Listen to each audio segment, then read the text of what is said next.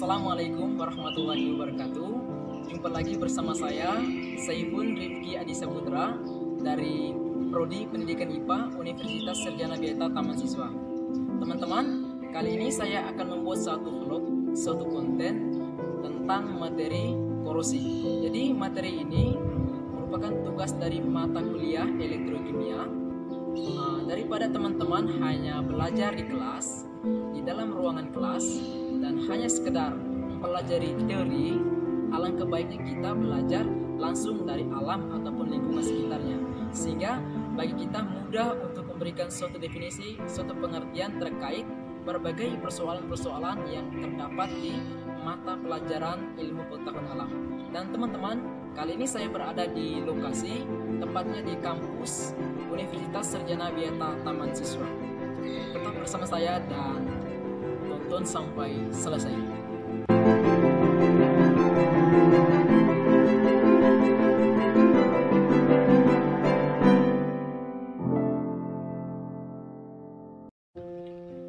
Baiklah teman-teman, sekarang saya sudah berada di posisi di mana benda yang mengalami korosi itu berada. Langsung saja kita mengarah ke bendanya. Nah, ini dia. Jadi ini besi ya, besi. Kalau kita lihat besi ini sudah mengalami korosi.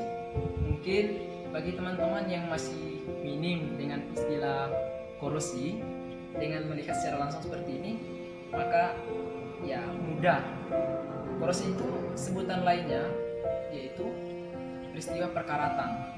Ya, jadi dengan melihat secara langsung, mungkin bagi peserta didik atau siswa nantinya mudah bagi mereka untuk memberikan suatu definisi, karena suatu definisi itu berdasarkan contoh yang sangat mudah bagi saya. Jadi korosi itu kalau kita lihat, maka bisa saya definisikan yaitu suatu peristiwa atau suatu hal terjadinya kerusakan atau degradasi akibat adanya senyawa-senyawa yang berlangsung interaksinya antara suatu logam atau besi dengan keadaan lingkungan. Nah, teman-teman, sekarang kita muncul pertanyaan, kenapa sampai besi ini bisa mengalami proses perkaratan, atau kenapa kok besi ini bisa terjadi proses atau peristiwa korosi itu?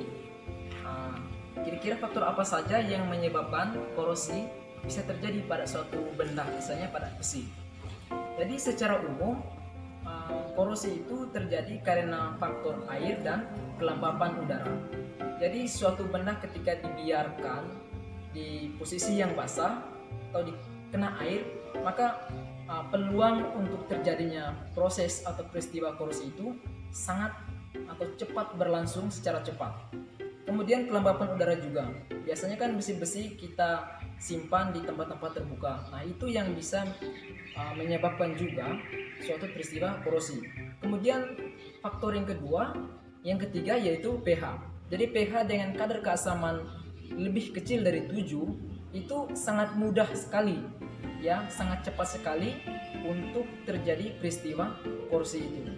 Jadi ya, kalau kita punya benda, ya usahakan kita menyimpan di tempat-tempat yang dia terbuka.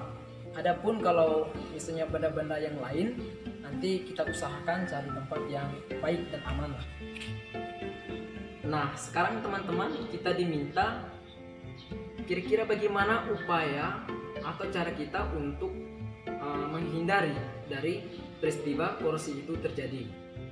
Tapi sebelumnya saya ingin menjelaskan bahwa korosi itu sebenarnya tidak bisa kita hindari, tapi hanya upaya kita untuk mengecil nilainya saja. Ya, sekira begitu. Terus kira-kira bagaimana upaya kita agar besi atau logam tidak cepat korosi? Maka cara yang pertama yaitu dengan mengecat. Beberapa hal yang perlu diperhatikan, ini sering disalahkan pada saat proses mengecat itu. Jadi kita harus mengecat secara merata pada permukaan semua besinya, sehingga nanti tidak ada lubang-lubang kecil gitu.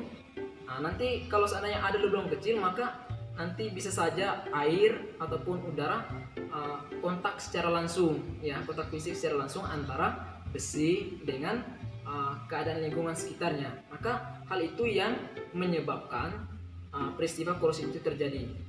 Nah, sekarang upaya yang kedua yang harus kita lakukan agar besi atau logam itu tidak mengalami proses perkaratan atau peristiwa korosi itu, maka kita bisa melapisi besi itu dengan plastik. Melapisi besi dengan plastik itu bertujuan agar terhindar dari kontak langsung antara suhu-suhu di sekitar lingkungan, baik air maupun kelembapan udara, dengan besi itu, sehingga besi ataupun logam sangat kecil peluangnya untuk terjadi peristiwa korosi. Teman-teman, mungkin demikian penjelasan dari saya terkait korosi yang terjadi pada benda, khususnya pada besi yang terjadi di lingkungan sekitar. Semoga penjelasan saya ini bisa bermanfaat bagi teman-teman sekalian. Akhirnya saya mengucapkan terima kasih. Salam dan bahagia.